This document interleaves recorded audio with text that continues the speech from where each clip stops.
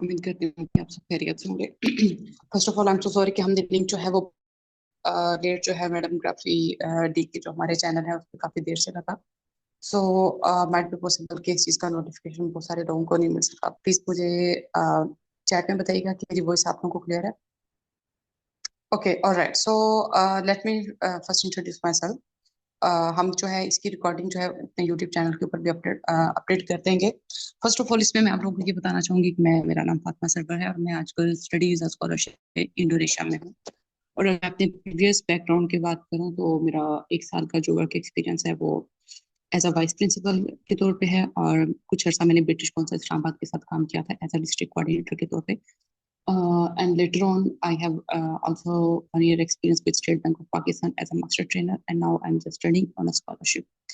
So basically, आप लोगों ने देखा होगा कि हमारी स्टोरीज पे भी और हमारा व्हाट्सएप ग्रुप है जिसमें हम ज्यादातर फोकस जो है वो इंडोनेशिया के ऊपर कर रहे होते हैं। So the question is this कि इंडोनेशिया ही क्यों। मुझे इनबॉक्स के अंदर बहुत सारे क्वेश्चंस ऐसे आए थे जिसमें स्टूडेंट्स यूरोप का भी पूछ रहे हैं। तो इंडोनेशिया बेसिकली के ऊपर कॉन्सेंट्रेट करने का जो सीन है वो ये है कि यहाँ पर आपकी कॉस्ट जो है वो बहुत ज्यादा नहीं आती। वो तमाम स्टूडेंट्स जो के बहुत जो फाइनेंशियल इश्यूज जो जिनके हैं, जिनके पास इतना अर्निंग्स नहीं है कि वो अपना हैवी अमाउंट जो है वो कंसल्टेंट्स को दे सकें। उसके साथ जो है बैंक स्टेटमेंट जो है वो बहुत बड़ी हर्डल होती है जब भी हम यूरोप के स्टडी वीजा के बारे में सोचते हैं, जो कि हमें 25-30 लाख की बैंक स्टेटमेंट शो करनी होती है।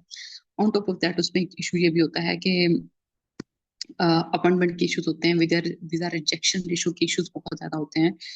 और बहुत सारी यूनिवर्सिटीज और कंट्रीज ऐसे होते हैं जहां पर आपको लाखों के हिसाब से फीसें देनी होती है। सो ऑफकोर्स तमाम स्टूडेंट्स जो हैं वो इस चीज को अफोर्ड नहीं कर सकते। सो जो अफोर्ड कर सकते हैं डेफिनेटली उनके लिए तो कोई मसला ही नहीं है। वो किसी भी कंसल्टेंट को बहुत बड़े बड़े सिटीज के अंदर बहुत सारे कंसल्टेंट्स होते हैं, वो उनको जो 25-30 लाख फीस अफोर्ड कर सकता है वो 5-6-7 लाख रुपए जो है वो कंसल्टेंसी भी अफोर्ड कर लेता है, और उनके लिए जाना बहुत आसान है।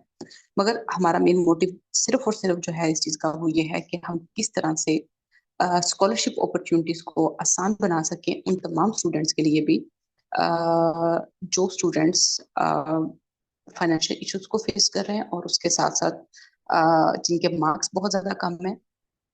और उनका सबसे बड़ा फिगर ये है कि मेरे पहले 2 साल या 3 साल जो है वो स्टडी गैप आ चुका है, 5 साल स्टडी गैप आ चुका है, whether I will be eligible for this scholarship और not. So I must say कि if I conclude my all this conversation, so I must say कि इंडोनेशिया की जो स्कॉलरशिप है ये हर उस स्टूडेंट के लिए जो ये कहता है कि मैं इतना गरीब हूँ कि मेरे पास यूनिवर्सिटी की एप्लीकेशन के फीस के भी पैसे नहीं है। क्योंकि इंडोनेशिया में एडमिशन अप्लाई करते वक्त आपकी कोई एप्लीकेशन फीस जो है वो नहीं होती। आपका जब एक्सेप्टेंस लेटर या आपको स्कॉलरशिप लेटर यूनिवर्सिटी की तरफ से आ जाता है तो असल गेम आपकी तब स्टार्ट होती है। As I already mention in my previous two sessions के इसमें बहुत सारी स्कॉलरशिप्स ऐसी हैं जिसमें आपको टिकट तक जो यूनिवर्सिटी की तरफ से दी जाती है। बहुत कम केसेस के अंदर होता है कि आपको अपनी टिकट और अपनी इंश्योरेंस वगैरह जो है वो खुद से करनी होती है। ठीक है। अच्छा, अब इसमें 2 चीजें हैं जिसके लिए फर्स्ट ऑफ ऑल हमने इस जूम सेशन को दोबारा से किया था। उसमें मैं आप लोगों से जो है वो ये चीज कहना चाहती हूँ कि हम ये देखें, अभी हमारी मसरूफियत इतनी ज्यादा थी कि हम टाइमली अपने इस लिंक को भी अपडेट नहीं कर सके। यस, हमने डिसाइड किया था कि हम जूम सेशन जो है वो आज करेंगे। सो स्टूडेंट्स जो सेपरेट क्वेश्चन कर रहे होते हैं उनका मैंने सोचा कि एक जगह पे कंबाइन हम आंसर देते हैं, ताकि अगर कोई दोबारा हमसे पूछे तो हम उनको इस वीडियो का लिंक जो है वो शेयर करते हैं। बहुत सारे स्टूडेंट्स का ये क्वेश्चन होता है कि मेरा 3 साल का, 4 साल का, 5 साल का गैप है, क्या मैं एलिजिबल हूँ? कैसे आप एलिजिबल है? ठीक है। अच्छा, उसके बाद स्टूडेंट्स का ये क्वेश्चन होता है कि क्या मुझे स्कॉलरशिप मिल जाएगी? देखें, अब मैंने एक चीज, प्लीज इस चीज के ऊपर आप सब ने कॉन्सेंट्रेट करना है कि स्कॉलरशिप लेने के स्टेप्स कुछ ट्रिक्स होते हैं। किसी भी आपको जब डिग्री मिलती है ना, आपकी डिग्री के ऊपर ये बिल्कुल भी लेबल चिपका नहीं होता कि जो जैसे कि अगर मैं ये नाम देखूं कि जो मिस अलीशा है, इसके तो इतने मार्क्स हैं तो इसको तो स्कॉलरशिप मिलेगी मिलेगी। मिस महरोज फातिमा है, ठीक है, इनके मार्क्स बहुत कम है तो इनको तो स्कॉलरशिप मिल ही नहीं सकती। ठीक है, तो ऐसा कुछ सीन नहीं होता। या हम ये कहें कि शीजा का तो 5-6 साल का गैप आ गया तो अब इसके बाद शीजा को कोई हक नहीं है कि वो नेक्स्ट अपने फ्यूचर के बारे में सोच भी सकती हो कि मैं क्या करूंगी। राइट। सो स्कॉलरशिप को लेने के लिए जो चीजें एक मेन रोल प्ले करती हैं वो आपकी सीवी है, वो आपका मोटिवेशन लेटर है, उसके बाद वो आपका इंटरव्यू है, और उसके बाद 4th नंबर पे आपका कवर लेटर है। अगर ये 4 चीजें एक सीक्वेंस के साथ आप बेहतरीन बना लें तो आपका सीजीपीए अगर कम है, आपकी परसेंटेज अगर बिलो 60 है, स्टिल आप उस स्कॉलरशिप के लिए भी एलिजिबल हैं, जहां पर टिकट भी इंडोनेशियन गवर्नमेंट जो है वो आपको प्रोवाइड करेगी। अब दो सिचुएशंस हैं। पहली सिचुएशन ये है कि आप तो खुद देखें, दो चीजें होती हैं इंसान के पास। पहली चीज ये होती है कि आपके पास टाइम ही टाइम होता है और पैसे नहीं होते, ठीक है। और दूसरी सिचुएशन ये होती है कि आपके पास पैसा होता है मगर टाइम नहीं होता। तो अब आपने ये डिसाइड करना है कि अगर तो आपके पास इनफ टाइम है तो यूट्यूब के ऊपर से आप सर्च कर सकते हैं, आप हमारे व्हाट्सएप ग्रुप्स के अंदर हमसे हेल्प ले सकते हैं, और आप अपने मोटिवेशन लेटर, यूरोपास की भी जो चीजें हैं वो आप खुद से पाएं और आप किसी से इवेल्युएशन उनकी करवा लें, एक चीज। दूसरी सिचुएशन ये है कि अगर आप कोई इस किस्म का रिस्क नहीं लेना चाहते हैं, देखिए एक्सपर्ट्स जो होते हैं मार्केट के अंदर वो इसलिए होते हैं कि जो एक एक्सपर्ट की निगाह एक चीज को देख रही होती है, वो एज अ स्टूडेंट अगर किसी बंदे का प्रैक्टिकली फील्ड के अंदर उसका एक्सपीरियंस नहीं है तो वो उन चीजों को जज नहीं कर पाएगा कि मुझे सीवी के अंदर क्या लिखना है, या जो आगे से यूनिवर्सिटीज के प्रोफेसर हैं बेसिकली वो मुझसे क्या चाहते हैं, ठीक है। तो वो जो, और एक चीज और होती है यहाँ पर एडमिशन अप्लाई करने के लिए, जब हम स्कॉलरशिप की बात करते हैं पाकिस्तान में तो सिर्फ पाकिस्तानी स्टूडेंट अप्लाई कर रहे हैं, but once you think about international admission तो वहां पर एक कंट्री की नहीं पूरी दुनिया के स्टूडेंट्स जो है वो अप्लाई कर रहे होते हैं। और हर डिपार्टमेंट के अंदर दो या तीन जो है वो सीट्स होती हैं। दो तीन सीट्स में मुराद ये है कि एक सीट जो है वो पाकिस्तानी ले लेगा, दूसरी कोई मिस्र वाला ले लेगा, तीसरी कोई इटली या जर्मनी से कोई स्टूडेंट ले लेगा। इट डजंट मीन कि अगर उनके पास इस टाइम 16 या 17 सीट्स हैं तो वो सब के सब पाकिस्तानियों को मिलेंगे। तो आपका कंपटीशन जो है वो बहुत ज्यादा टफ होने वाला है। And most important thing is this कि अगर आपके मार्क्स बिलो 60 हैं, आपका सीजीपीए बिलो 3 है, तो पाकिस्तान के अंदर तो आपको बहुत ज्यादा सोच विचार करनी पड़ेगी, बहुत सारी यूनिवर्सिटीज के अंदर अप्लाई करने पड़ेगा, बहुत भारी फीसें अदा करनी पड़ेंगी, और उसके बाद भी अगर कोई यूनिवर्सिटी आपको एडमिशन देगी तो ऐसे होगा कि जैसे उन्होंने आपके सर के ऊपर कोई एहसान किया हो। But on the other side, जब भी आप इंटरनेशनल एडमिशन के बारे में सोचते हैं तो वहां पर कभी भी आपके मार्क्स की बेस पे आपको वैल्यूएट नहीं किया जाता है। बट आप ये कह लें कि उसकी एक परसेंटेज है, लाइक 20%। 20% आपको आपके मार्क्स की बेस पे किया जाएगा, 20% आपके जो है वो सीवी देखा जाएगा, 50% देन अगेन जो है वो आपके एक्सपीरियंस को देखा जाएगा, फिर आपका मोटिवेशन लेटर देखा जाएगा। फिर उसके बाद ये चीज भी देखी जाएगी कि आपने एक्स्ट्रा करिकुलम एक्टिविटीज में पार्टिसिपेट किया हुआ या नहीं किया हुआ, आपके पास कितनी सर्टिफिकेशन है, दिस काइंड ऑफ थिंग। सो ये जितनी भी तमाम चीजें हैं ये मिलके रोल प्ले करती है। मैं उन स्टूडेंट्स को भी जानती हूँ जो गोल्ड मेडलिस्ट थे बट उनका इटली के अंदर एडमिशन नहीं हो सका था। इटली तमाम स्टूडेंट्स के लिए बहुत अफोर्डेबल कंट्री है, यूरोपियन कंट्री है। अ, हमारी इसमें एक्सपर्टीज भी है, हम इसमें एडमिशन भी और स्कॉलरशिप भी ऑफर करते हैं। मगर मोस्टली हमारा टारगेट वो वाले स्टूडेंट्स होते हैं जो कि वहां से होते हैं, जो कराची से होते हैं। एक चीज, क्योंकि कराची में वीजा अपॉइंटमेंट का इशू नहीं होता, वीजा इशू जो है वो अच्छी होती है। एक ये चीज है। दूसरी चीज ये है कि हमारे पास अदर यूरोपियन कंट्रीज के भी हैं, मगर हमारा जो हम जो कॉन्सेंट्रेट कर रहे हैं वो सिर्फ हम उसको इंडोनेशिया के ऊपर कॉन्सेंट्रेट करेंगे। So let's get back to the point कि अगर तो ये तमाम चीजें बहुत अच्छे से ऑर्गेनाइज की हुई हैं तो आप बहुत कम मार्क्स के साथ भी अपना admission, scholarship, each and everything जो है वो आप ले सकते हैं, बट इसके लिए पेशेंस का होना बहुत ज्यादा जरूरी है। विदाउट पेशेंस लेवल आप जो है, ऐसे नहीं हो सकता कि आप ये समझें कि मैंने आज रात को एडमिशन अप्लाई किया था तो मैं सुबह उठ के ईमेल चेक करूं तो फौरी तौर पे मुझे वो एक्सेप्टेंस आई हो। ये कोई हमारी किसी बेस्ट फ्रेंड के साथ कोई व्हाट्सएप के ऊपर आम नॉर्मल एक चिट चैट नहीं है। एक कंपटीशन होता है यूनिवर्सिटीज में, एक टाइम लेना होता है, उनके एक स्पेसिफिक क्राइटेरिया होता है। ओके, अब इसमें मैं एक और चीज मेंशन करना चाहूंगी आप लोगों से। वो ये चीज है कि हम लोग अपनी सर्विसेज भी देते हैं, मगर जहां हम अपनी सर्विसेज ऑफर कर रहे हैं उसमें सिचुएशन ये है कि उसका व्हाट्सएप ग्रुप जो है वो सेपरेट है। उसमें एक सब्सक्रिप्शन फीस है जो कि हर स्टूडेंट को पे करनी होगी, और पे करने के बाद ही वो उस ग्रुप के अंदर ऐड हो सकता है। वहां पर हम तमाम स्टूडेंट्स की स्क्रैच से लेके एंड यूनिवर्सिटी इंडोनेशिया पहुंचने तक हम उनकी हेल्प आउट करेंगे। हर स्टेप के ऊपर उनके डॉक्यूमेंट्स वैल्यूएट करना हुआ, अगर वो उनको सीवी में हेल्प चाहिए, उनको अपना मोटिवेशन लेटर की वैल्यूएशन करवानी है, उनके अंदर। जैसे कि अगर इसमें से कुछ लोग हमारे जो अभी व्हाट्सएप ग्रुप है अगर उसके अंदर ऐड होंगे तो आप देख सकते हैं कि मसरूफियत की बिना पे, चूंकि हम ऑलरेडी कमिटेड होते हैं बहुत सारी अदर असाइनमेंट के साथ, हम हर बंदे को जो है वो इस तरह से इंटरटेन करते हैं, एक चीज। दूसरी चीज उसमें ये है कि अगर आप हमारी सर्विसेज भी लेना चाहते हैं तो हम अपनी सर्विसेज भी जो है वो आपको ऑफर कर सकते हैं। बट उसके लिए भी वैल्यूएशन होगी फर्स्ट ऑफ ऑल तमाम स्टूडेंट्स की प्रोफाइल की, और वैल्यूएशन के बाद हम आपको बता देंगे कि ठीक है इस स्टूडेंट का हम स्कॉलरशिप के लिए अप्लाई कर सकते हैं। जैसे कि KNB scholarship is really prestigious scholarship, but of course हर स्टूडेंट जो है वो स्कॉलरशिप के लिए अप्लाई नहीं कर सकता। राइट, सो डिपेंड करता है, बट केएनबी स्कॉलरशिप के लिए जो अप्लाई कर सकता है वो तमाम स्कॉलरशिप्स के लिए अप्लाई कर सकता है। मगर जो केएनबी के लिए अप्लाई नहीं कर सकता उसके पास जो यूनिवर्सिटीज के ऑप्शन हैं, स्कॉलरशिप्स के ऑप्शन हैं, वो बहुत महदूद होकर रह जाते हैं। अच्छा, मैं अ, अपने अपने फ्रेंड्स के साथ और अपने टीचर्स के साथ मोस्टली मैं एक बात कहती हूँ कि अगर आपके सामने दो पर्सन हो, जिसमें से एक बंदा वो है, फॉर एग्जाम्पल अगर मैं अपनी बात करूं, मैं अभी मास्टर कर रही हूँ, एमफिल कर रही हूँ। दूसरी साइड पे एक पर्सन वो है जो पीएचडी कर रहा है। ठीक है, आप जिस बंदे के पास डिग्री है, पीएचडी की डिग्री है, डॉक्टरेट की डिग्री है, ठीक है, उसकी दूसरी साइड पे, ऑपोजिट साइड पे वो पर्सन है जिसका प्रैक्टिकल फील्ड में एक्सपीरियंस बहुत ज्यादा है। तो आप कभी भी उस बंदे को मात नहीं दे सकते जिसका प्रैक्टिकल एक्सपीरियंस है। यस, आप उस बंदे को जरूर दे सकते हैं जिसके पास डिग्री है, क्योंकि आपका जो एक्सपीरियंस है उसका कोई अल्टरनेटिव नहीं है। ठीक है, वो बंदा जिसने फील्ड के अंदर उतर के काम किया है, जिसने रगड़ा खाया है चीजों का, उसने टफ टाइम देखा है, ऑफिस में जॉब की है, या मल्टीनेशनल कंपनीज के साथ उसने जॉब की हुई है, एज आई ऑलरेडी मेंशन कि मैंने ब्रिटिश काउंसिल के साथ काम किया, स्टेट बैंक के साथ पूरे 1 साल के लिए मैंने काम किया।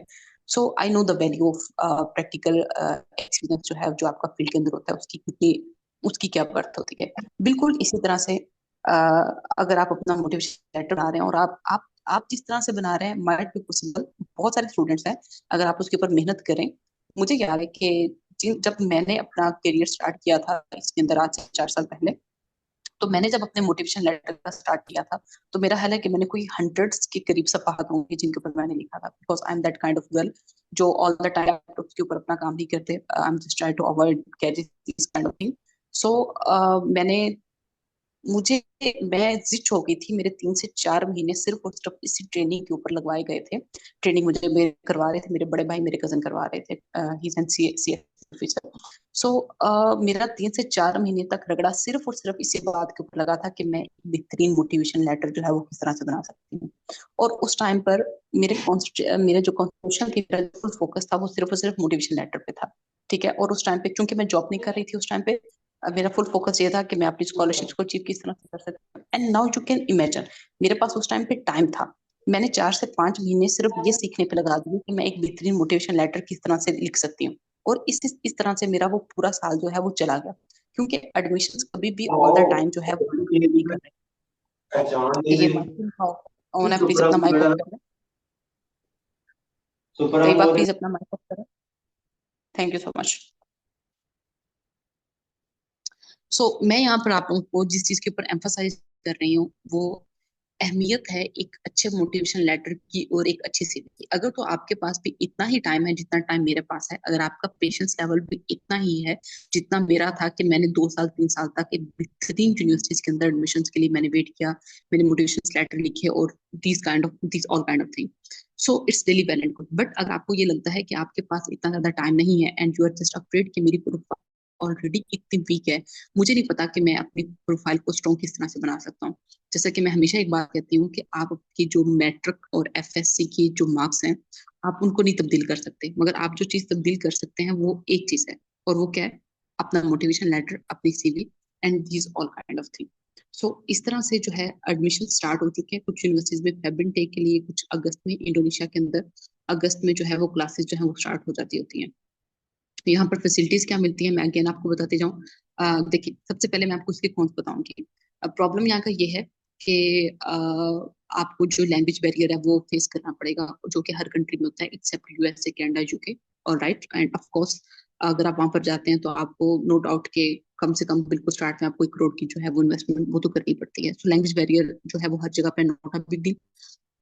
मोबाइल जो है हमारा वो 24 घंटे हमारे हाथ में होता है, गूगल ट्रांसलेटर आप यूज कर सकते हैं, या लेक्चर्स भी मोस्ट ऑफ द टाइम जो है वो भाषा लैंग्वेज में होते हैं, भाषा एंड इंग्लिश मिक्स लैंग्वेज होती है।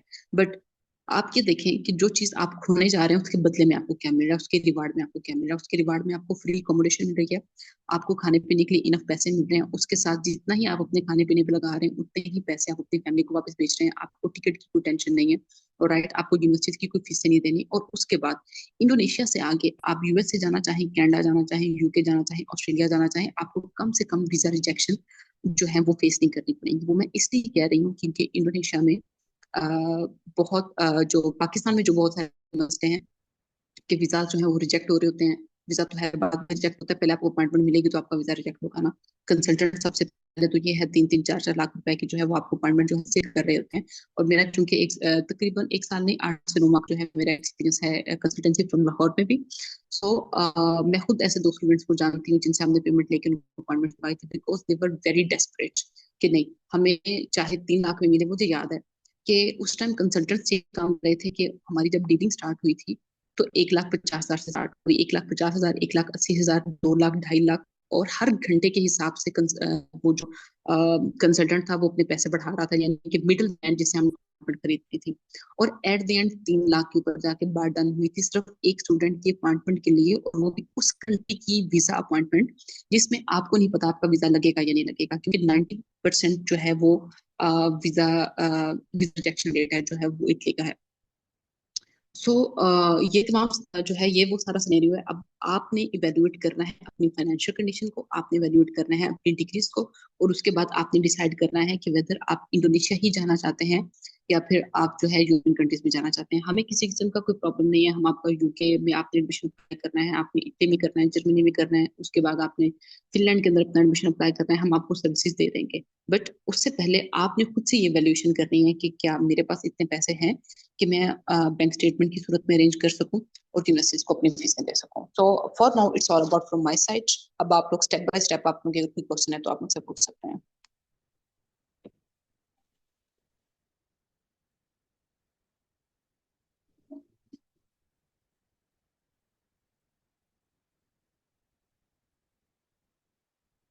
किसका कोई क्वेश्चन है तो प्लीज आप मुझसे पूछ सकते हैं। अस्सलाम वालेकुम मैम। जी वालेकुम सलाम आई जी, एम अलीशा एलिशा। मिस। मैं इस्लामाबाद से हूँ और अभी बीएस हिस्ट्री कर रही हूँ। ये मेरा 7th सेमेस्टर है और इसके बाद स्प्रिंग 2025 में मेरा लास्ट सेमेस्टर होगा। तो इसलिए मैं चाहती हूँ कि मुझे स्कॉलरशिप मिले सितंबर 2025 के लिए या फिर जनवरी 2026 के लिए। मास्टर्स करना है मैंने इंटरनेशनल रिलेशंस में। बट जो मेरा बजट है करंटली 2 मिलियन पाकिस्तानी रुपीस। और पहले मैंने आइल्स किया हुआ है, उसमें मेरे 6.5 बैंड्स थे। बट वो तो मैं कर लूंगी। लेकिन अब मेरा क्वेश्चन ये है कि मुझे यूनाइटेड किंगडम में एडमिशन चाहिए ठीक है। और स्कॉलर कुछ परसेंटेज मिल जाए तो वो तो फायदेमंद ही होगी मेरे लिए। या ऑफ मगर कोर्स। जी बिल्कुल। लेकिन जैसे कि आपने कहा कि आप जो इम्पोर्टेंस बता रही हैं सीवी की और मोटिवेशन लेटर की, तो यहाँ पे बहुत से फाउंडेशंस हैं जैसे हमें ज्वाइन करनी चाहिए। अल खिदमत फाउंडेशन है इस तरह की, ताकि हमारी सीवी जो है वो बेहतर हो जाए। और इंटरनेशनल कंपनीज के साथ जैसे मैम गुल हमें ग्राफिक डिजाइनिंग सिखाती हैं, या ऐसे मैम मैम तहरीम करवा रही हैं। तो इस तरह के जो हम स्किल्स लर्न करते हैं, फिर हम जब इनको अप्लाई करेंगे तो ये हमारी सीवी को बेहतर बनाएंगे, राइट? बिल्कुल ऐसा ही है। बट मैं आपको बताती हूँ लेकिन इसमें। जी जी, आप प्लीज करें, कंटिन्यू करें। मैंने यूए का वीज़ा बाय किया था 2 इयर्स का। अभी मेरे पास है, वो जून 2025 में एंड होगा। लाइक वो यूए में ऐसे है कि कुछ कंपनीज आपको वीज़ा देती हैं अगर आपने अपना हम्म। वर्क एक्सपीरियंस करवाना हो, या चाहे आप किसी भी कंट्री में रहो, लेकिन वो जो प्रोफाइल है आपकी वो ये होगा कि आप उनके साथ काम कर रहे हो। But in reality okay. आप उनके साथ काम कर रहे थे। ठीक है। मिस अलीशा, यहाँ पर दो चीजें हैं। एक चीज तो मैं सबसे पहले आपसे ये कहना चाहूंगी कि अपनी सीवी के अंदर आपको वो वाला वर्क एक्सपीरियंस ऐड करना है जिसको आप डिपेंड कर सकें। Depend in not in this sense कि हम गूगल पे जाएं या चैट जीपीटी पे जाएं और उनसे पूछें कि अच्छा यहाँ की ऑर्गेनाइजेशन जो है इसकी यहाँ पर ये चीजें जो है वो सेल आउट जाती हैं या उनका मेन जो है वो काम ये है।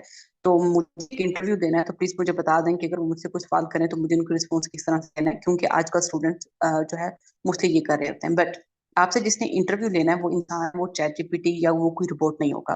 वो आपसे टेक्निकली ऐसे क्वेश्चन करते हैं कि उसी टाइम आप ये सोचने पर मजबूर हो जाते हैं कि अच्छा क्या ये चीज भी इसके अंदर थी। तो आई मस्ट से कि अपनी सीवी के अंदर कभी भी इंटरनेशनल एडमिशन के लिए कोई ऐसा एक्सपीरियंस ऐड ना करें जिसको आप डिपेंड ना कर सकें। क्योंकि लकीली अगर आपका एडमिशन के बाद आपको इंटरव्यू कॉल आ गई है तो आप ये समझें कि आप 30% जो है वो आपका काम हो चुका है। आप स्टेप से थर्ड टू फोर्थ स्टेप के ऊपर जा चुके हैं। अब एडमिशन लेना आपके हाथ में है। फॉर एग्जाम्पल अगर आप अपना किसी कंसल्टेंट से एडमिशन करवा रहे हैं ना, देखें कंसल्टेंट ये होता है कि वो आपको सिर्फ सर्विसेज देता है, आपके डॉक्यूमेंट्स तैयार करता है, आपकी मोटिवेशन लेटर आपका बनाता है, आपकी सीवी बनाता है, all this kind of thing. अब कंसल्टेंट ने, किसी भी बंदे ने जो आपकी हेल्प कर रहा है, उसने आपको इस काबिल कर दिया कि आपको इंटरव्यू की कॉल आ जाए। तो जब अगर आप इंटरव्यू क्लियर नहीं कर सकती तो वो 100% आपका फॉल्ट होगा। देखिए कुछ चीजें हम यहाँ पर किस्मत, तकदीर और ईमान, इन चीजों से हट के एक बात कर रहे हैं, ठीक है। नो डाउट के अल्लाह की तरफ से बहुत सारी चीजें होती हैं, मगर मेहनत का जो है वो फल जो है हम सबको मिलता है, इस बात से कोई इनकार नहीं कर सकता। सो वट इफ कि अल्लाह अल्लाह करके आपको किसी बेहतरीन यूनिवर्सिटी से इंटरव्यू कॉल आ गई और इंटरव्यू के अंदर ही आपको उड़ा दिया जाए, आपने एक ऐसी कंपनी का एक्सपीरियंस लेटर ऐड कर दिया, या आपने एक ऐसी कॉन्फ्रेंस के बारे में ऐड कर दिया है कि मैं इंटरनेशनल कॉन्फ्रेंस अटेंड की, this kind of thing.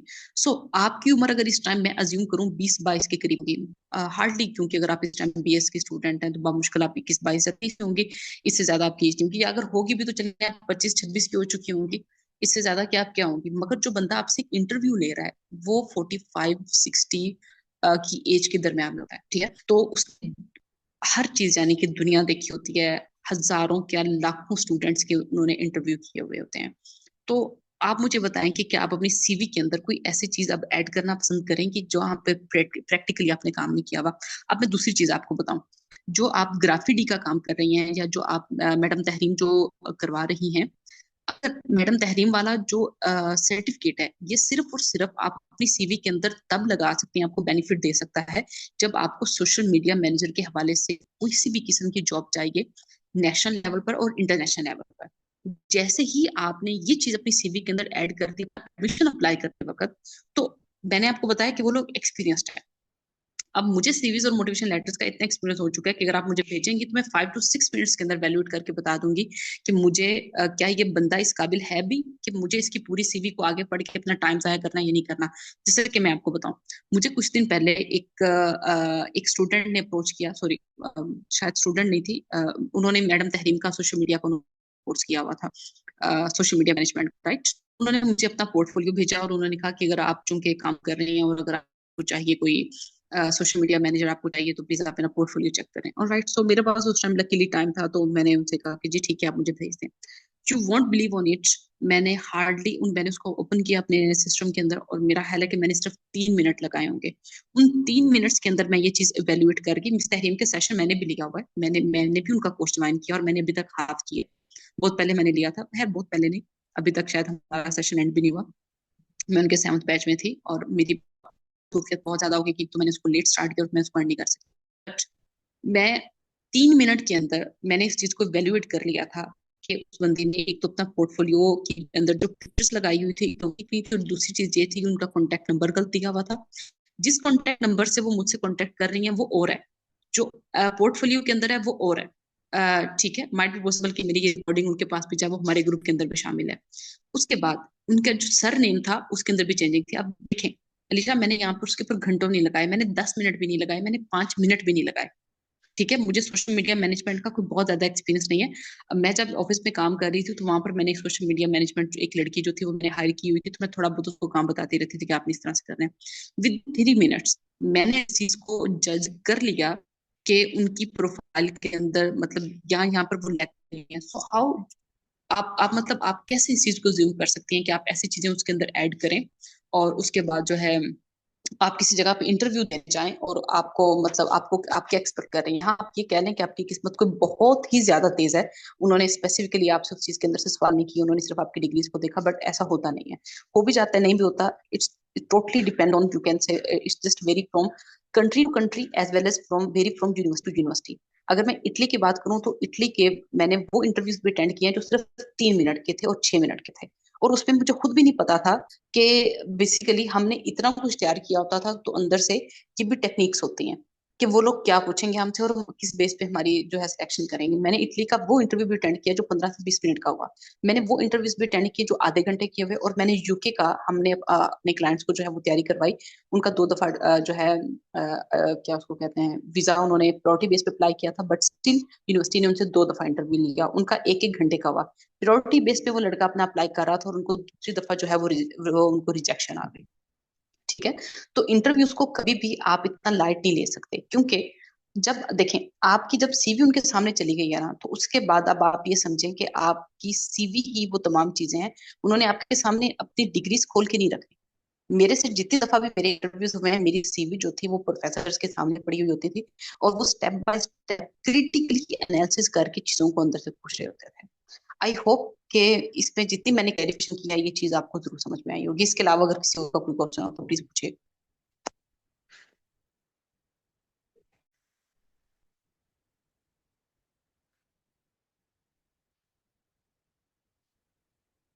Anyone else?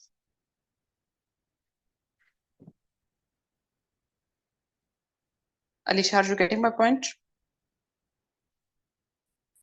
Ji ma'am, बिल्कुल मुझे समझ आ गया, thank you so much. Alright. जी जी, जी अलीशा मैम, प्लीज मैं बोले। बजट के हवाले से पूछना चाह रही थी क्योंकि एमएस की फीस तो ग्रेजुएशन के बनिस्बत थोड़ी कम होती है, तो 20 लाख वो काफी कभी होते एक हैं साथ फर्स्ट होती है। सेमेस्टर के लिए यूके नो। में?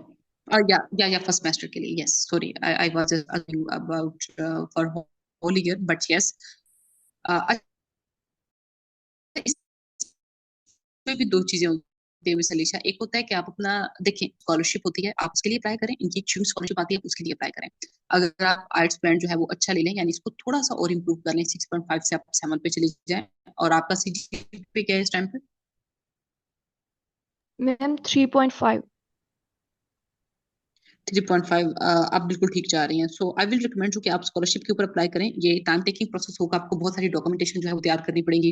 कुछ डॉक्यूमेंट्स आपको एचएससी से लेने पड़ेंगे, यानी कि ये पूरा फुल एक प्रोसेस होता है। बट इन सब चीजों की जितनी वीडियोस हैं वो आपको यूट्यूब पे मिल जाएंगी। और राइट, और अभी जो है एडमिशन ऑलरेडी यूके की कॉमनवेल्थ स्कॉलरशिप की और स्कॉलरशिप की जो है वो ऑलरेडी स्टार्ट हो चुके हुए हैं। सो आई विल रिकमेंड कि आप जो है उस स्कॉलरशिप पे अप्लाई करें। बट अगर किसी वजह से आप उस स्कॉलरशिप पर आपकी सिलेक्शन नहीं हो सकती, तो आपने ये काम करना है कि यूके का जब आपने एडमिशन लेना है ना, तो अगर तो आप हमारे व्हाट्सएप ग्रुप के अंदर हो तो आप मुझसे पूछ लीजिएगा, मैं आपको कोई बेस्ट कंसल्टेंट एडवाइस कर दूंगी। अच्छा, अब आप ये सोच रही होंगी कि ये मुझे कंसल्टेंट ही एडवाइस क्यों कर रही है। अच्छा, यूके में सीन ये होता है कि यूके में अगर आपने एडमिशन लेना है कम फीस के साथ, तो जैसे कंसल्टेंट आपकी हेल्प कर सकता है, आप अपनी हेल्प खुद नहीं कर सकती। Now let me tell you one thing. Consultants के एग्रीमेंट्स होते हैं, एमओयू उन्होंने साइन किए होते हैं यूनिवर्सिटीज के साथ। आपका एडमिशन जो है वो जल्दी हो जाता है, और उसके साथ फॉर एग्जांपल अगर आप अपना एडमिशन खुद अप्लाई कर रहे हैं, आई एम नॉट सेइंग कि आपका अपना एडमिशन खुद अप्लाई नहीं कर सकती। आप कर सकती हैं, आप एडमिशन ले सकती हैं। मगर वहां पर वेबसाइट के ऊपर फॉर एग्जांपल आपको 16,000 पाउंड जो है वो फीस अगर शो हो रही है, तो आपको उतनी ही पे करनी होगी। अदर साइड अगर किसी अच्छे कंसल्टेंट के पास जाते हैं जिनका एमओयू है उस यूनिवर्सिटी के साथ, तो आप ये देखेंगे कि वही फीस एक साल की आपको 12,000 जो है वो आपको पे करनी होगी। क्यों? क्योंकि आप एक कंसल्टेंट के थ्रू अप्लाई करवा रहे हैं, वो ऑलरेडी ऑन बोर्ड है। और उसमें इट्स डजंट मीन कि आपको कंसल्टेंट को कोई भारी फीसें देनी होगी। यूके की कंसल्टेंसी अगर आपको बताऊं तो इसमें हार्डली 50,000 तक होती है, अगर कोई बहुत ज्यादा भी ले ले। कोई इससे भी ज्यादा ले ले तो 1 लाख होती है, बहरहाल इतनी भी नहीं होती। और बहुत सारी कंसल्टेंट्स तो फ्री ऑफ कॉस्ट जो है वो अप्लाई कर रहे होते हैं। क्यों? क्योंकि उनको एक मिनिमम सी परसेंटेज जो होती है, वो जब आप अपनी फीस पे कर देते हैं तो यूके की यूनिवर्सिटी की तरफ से आपको मिल जाती है। सो ये एक मैंने आपको एक प्रो टिप दी है, वो इसलिए दी है ताकि आप जो है अपने इससे लाखों रुपए जो है वो बचा सकती हैं। ऑलराइट मैम, और आपका व्हाट्सएप ग्रुप कैसे ज्वाइन करें? वेल प्लीज स्टे ऑनलाइन, मैं आपको व्हाट्सएप ग्रुप का जो है लिंक मैं भी आपसे शेयर कर देती हूँ। सो आप उसको ज्वाइन कर सकते हैं। Just one second. अच्छा लिशा, इसमें एक चीज और होती है, अपना एडमिशन अप्लाई करने से पहले आप कभी भी ऐसा मत करें कि जब डिग्री आपके हाथ में आएगी तो तभी आप अप्लाई करें। आपने क्या करना है कि आपका सिर्फ अभी वो बाकी है, एक एक सेमेस्टर बाकी है, तो आपने अपना एडमिशन जो है वो पिछले 7 सेमेस्टर की बेस के ऊपर आपने अपना एडमिशन और स्कॉलरशिप दोनों अप्लाई कर देनी है। अगर आप अपना सारा कुछ आने का वेट करेंगी, तो उसमें ये होगा कि उसमें ये होगा कि आपका तकरीबन 1 साल जाया हो जाएगा।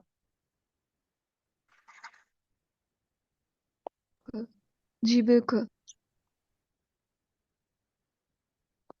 और राइट, मैंने व्हाट्सएप ग्रुप आपसे शेयर कर दिया, आप एक्चुअली चेक कर लें। अस्सलाम वालेकुम मैम। जी वालेकुम सलाम।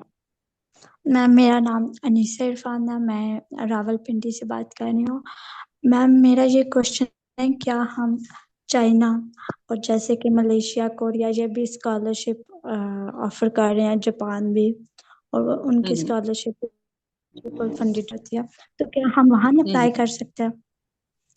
और क्या बिल्कुल आपका आप कर ग्रुप सकते हेल्प हैं, कर नहीं कर सकता है? सकते। सॉरी, आपने क्या पूछा आपका?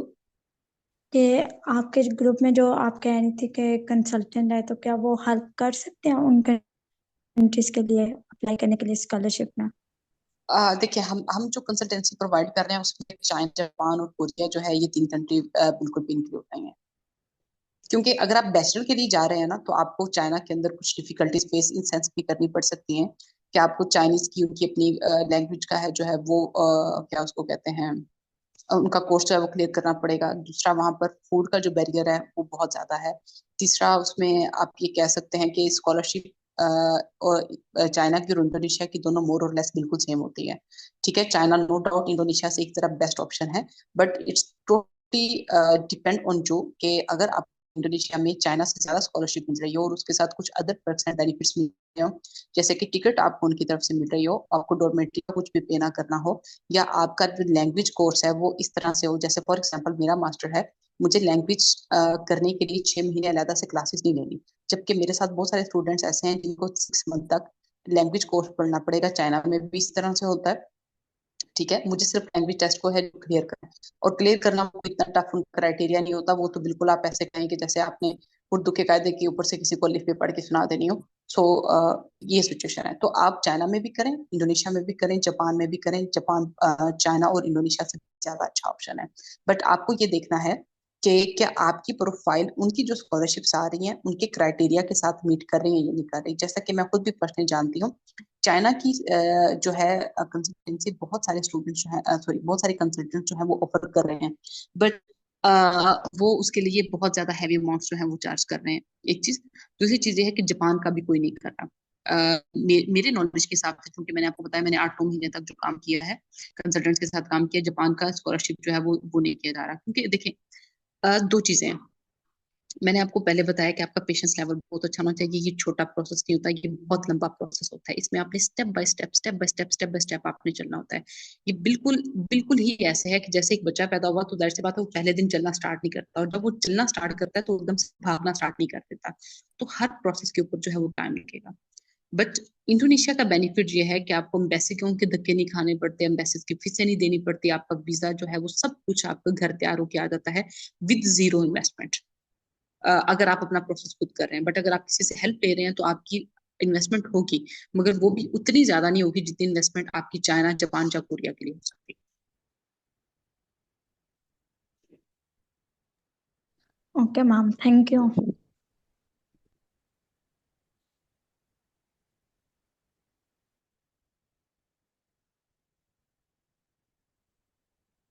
अच्छा, मिस महरोज फातिमा, सीन ये है कि आप डीपीटी की स्टूडेंट और फिजियोथेरेपी जो है वो आप कर रही हैं, और आप टर्की और गल्फ कंट्रीज में ही जाना चाहती हैं। क्या आप मुझे बता सकती हैं कि आप टर्की और गल्फ कंट्रीज को ही क्यों चूज कर रही हैं? Is there any specific reasons? आपके कोई रिलेटिव्स वहां पर रहते हैं, या सिर्फ आपकी अपनी इंस्पायरेशन है उधर जाने के लिए, या आप साथ अर्निंग करना चाहती हैं? प्लीज इस चीज को क्लियर कीजिएगा। एक्चुअली मैम मुझे ऐसा लगता है कि लाइक जो ना लाइक नेचुरली एक बहुत ज्यादा ना लव है अरेबिक कंट्री से और तुर्की से, तो वहाँ जाना चाहिए। एंड एक होता है ना पर्सनल पर्सनल चॉइस होती है, तो मैं कब से यही चाहती हूँ कि ना उधर ही मुझे लाइक जाऊँ मैं। जी ठीक है, टर्की की बहुत अच्छी स्कॉलरशिप्स जो हैं वो स्टार्ट होने वाली है, और मेरा ख्याल है कि शायद नहीं, स्टार्ट होने वाली है। आप टर्की की स्कॉलरशिप्स के लिए बिल्कुल अप्लाई करें।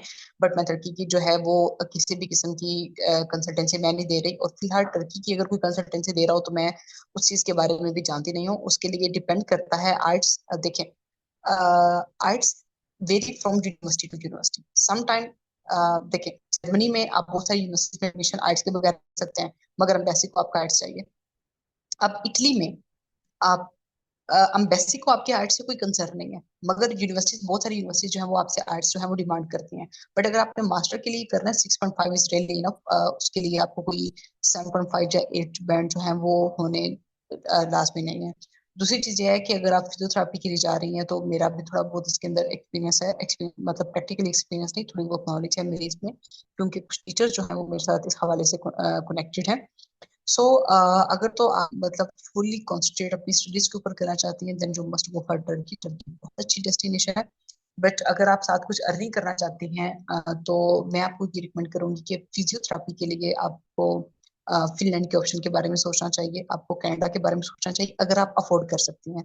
बट अगर आपकी अफोर्डेबिलिटी बहुत ज्यादा कम है, बिल्कुल कम है, तो बिल्कुल फिर आपको कॉन्सेंट्रेट है वो करना चाहिए, टर्की पे करना चाहिए। But I don't think so कि इसके कोई बहुत ज्यादा ऑप्शन जो है वो आपको मिलेंगे। लिमिटेड ऑप्शंस होंगे बट आपको जरूर मिल जाएंगे।